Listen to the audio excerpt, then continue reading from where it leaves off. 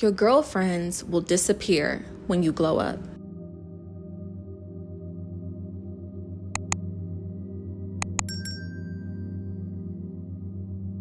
The phrase "it's lonely at the top" not only has a cute ring to it, but there's also some truth to it.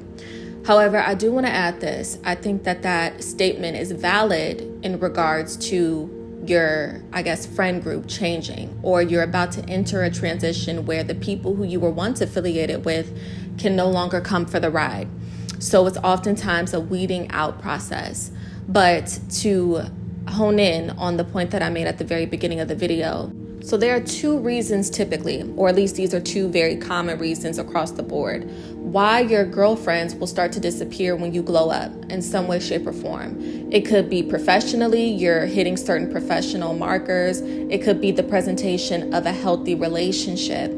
It could also be something in regards to, your ability to take care of yourself, right? You're making some kind of stride as far as maybe investing a little bit more into certain things. It could be something as simple as your wardrobe. People can envy you for so many different things, or you get a new car, etc. But nevertheless, the reason why these girlfriends will begin to disappear when you glow up is for one of two reasons, and sometimes it could be both reasons. So the first reason is they intend to discourage you. So this goes a little bit deeper than the common reason that most of us are familiar with as to why your friend group will begin to disappear as you glow up. And this isn't just limited to friends. It could be any intimate relationship that you may have. And intimacy isn't limited to romance. It's just someone who is in your immediate circle that you were once really close with. But nevertheless, the reason why they will do this is, for one, because they intend to discourage you. And this goes beyond the common reason that a lot of us are familiar with, such as certain people just can't take being around you, phenomenons known as like the tall poppy syndrome, where people will do certain things to kind of cut you back down to size, which is a tactic that's listed in detail in the book Green Eyes. But there is, in my opinion, through my observation, I realized that there is a reason and a deeper, more emotional agenda as to why certain people will no longer be around you when you start to glow up. And it's typically because they believe that their disappearance will discourage you. You will stop focusing on whatever you were building. You will stop focusing on your goals, or you will abandon your goals. You will abandon your dreams, abandon your assignment, abandon your relationship, etc., in order to go back and fight for these people who just up and left you. So it's super interesting because I'm thinking about a couple years ago. I was in my early 20s, and I was acquainted with a particular group for some time, a significant amount of time. And I remember there was a sudden shift. All of a sudden, they just didn't invite me out to certain things anymore. It was just very off. The communication all of a sudden fell off. And I was confused because their frequency in my life, it was very inconsistent. They were very hot, then they were very cold. It was just hard for me to wrap my head around what was going on and what this sudden shift was about, because it was all of a sudden. And I think back to that time frame in my life, and I was beginning to bloom. So I'm thinking about just, laughing about when I was super, super young, because I come from a family of very, very curvaceous women.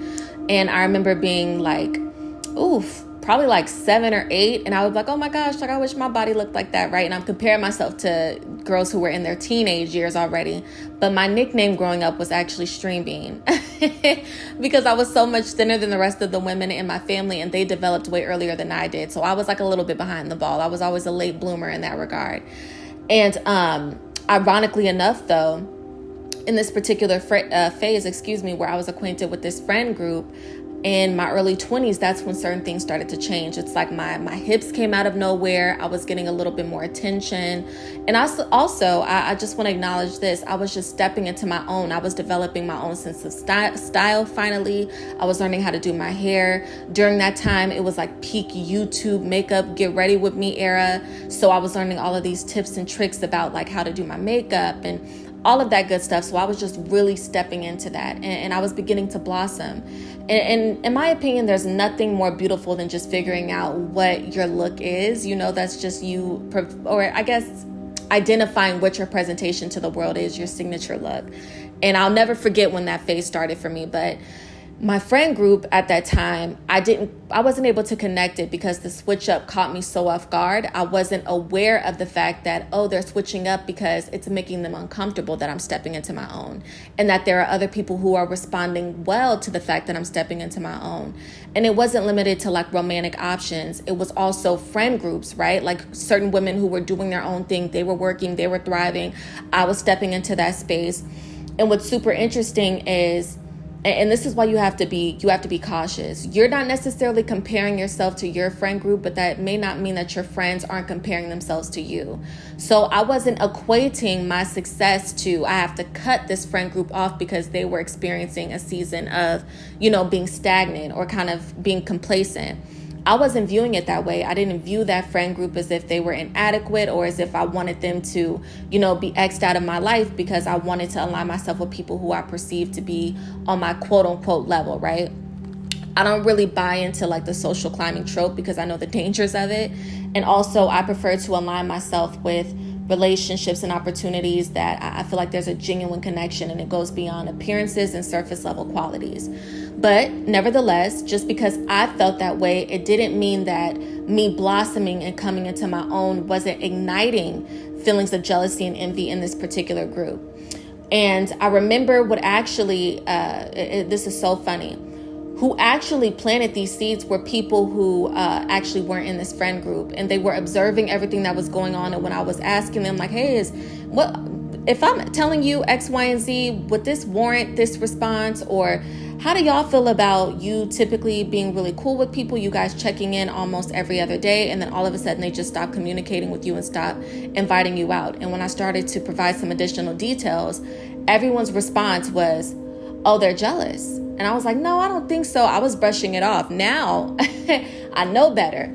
But nevertheless, I got that confirmation. And also it took time. And me being at this stage in my life right now where I'm able to reflect on a lot of those signs that I talk about all the time on this channel and acknowledge the fact that absolutely it was a matter of maybe some inadequacy stirring up within them, jealousy and envy. And the reason why, and I think when I was younger and I didn't know any better, I think the reason why I delayed facing that reality for so long is because I was always in a state of confusion. It was a sudden switch up. But realistically, when I reflect back, it really wasn't. There were there's the saying, the devil is in the details, but there were minor signs of these people not necessarily having the best intentions for me, at least in that phase of our life. And we were young, so I don't hold it against them. But nevertheless, when I reflect on it, I'm like, oh, those little nuggets were there. It's just I kept overlooking it. But I look back now and I could just call a spade because it was always, there was always a fight, always seizing the opportunity to demean me, to belittle me, to make me look bad, to disregard what I was doing and just make little sly remarks. So there's a difference between someone not being consistent because something is going on in their life.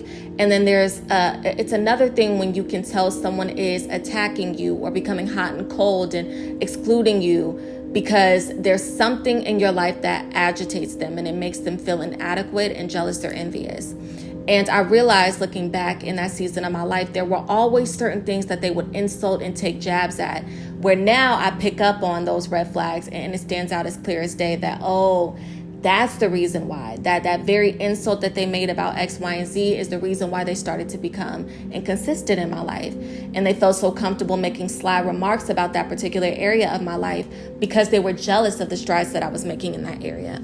Now, the second reason that your girlfriends will disappear as you glow up, whatever that may look like for you, is they were contingent companions.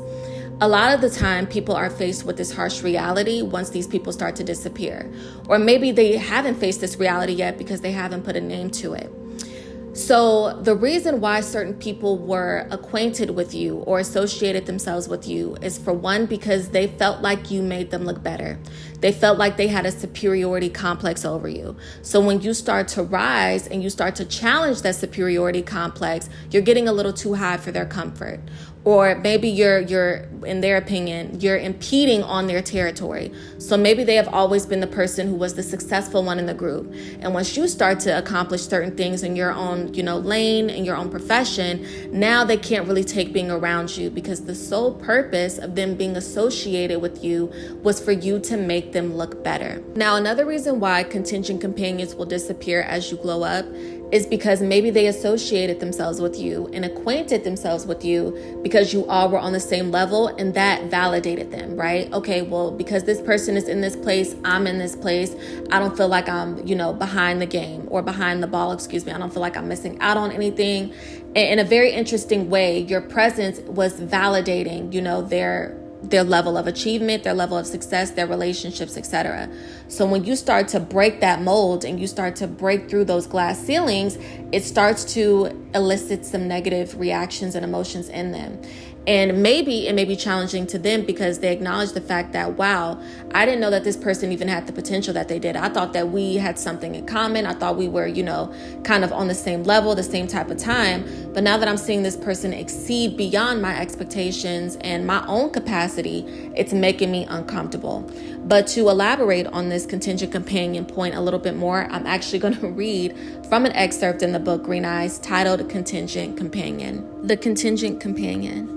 This is the envious person whose association with you is contingent upon their superiority and your inferiority. Now, this friend will pose no threat as long as you never aspire for more in life. But in actuality, this companion is a walking liability. No one can guarantee they will never advance or improve in any area of their life, even if by accident. This is the envious person who will go to great lengths to regain their comfortable positioning, even at the expense of your reputation, finances, and safety. So as I just read, there are some cases where people disappearing, on you, specifically your friend group, it's because they were a contingent companion. Their association with you, their friendship with you was contingent upon them feeling better than you or feeling like you all were similar. So once you start to break through certain barriers, it's going to start to make them uncomfortable. And sometimes they just can't take it. They can't take seeing your success and being around your success because it's a constant reminder of what they're not achieving. It's also important to be mindful of this disappearing tactic. A lot of the time, especially someone who is operating with the more calculated motive, they will strategically separate themselves from you, blow cold. And, at first it seemed like you guys were hitting it off. You guys were laughing, just talking, connecting, going out together. And now all of a sudden they're cold towards you. And this is designed to actually distract you from what you're working on. It's designed to discourage you, most importantly, from what you're working on. And you don't realize that in a backhanded manner or subconsciously, you are trading in your elevation for these people who are showing you that they're envious and jealous of you for their approval and their acceptance. So understand that when you elevate and you realize that this separation is happening, don't fight against the current, because you have to make room for the new by getting rid of the old. All right, babes, that's all that I have for this video today. I want to thank you all so much for tuning in. But of course, I want to hear you all's comments, opinions, perspectives, and personal experiences in the comment section below. I look forward to speaking to you guys in the next video, babes. Take care. All right, babes, so I have a few announcements before I officially end this video. The first one is that we do have an Office Politics Zoom conference scheduled for a week from today, July 6th. That will be taking place. Make sure you check my community post tab and see where to sign up and to get access to the Zoom link and all the extra steps. Secondly, I want to announce the fact that I have officially launched a beauty channel. So feel free to subscribe there. My handle is Miss Read the Room 2. On that channel, I will be posting content relevant to makeup routines, get ready with me routines, as well as skincare routines, all of that good stuff that you guys have been asking for super long. So it's finally here. Make sure to subscribe. Once we hit 1K over on that channel, I will publish the first video.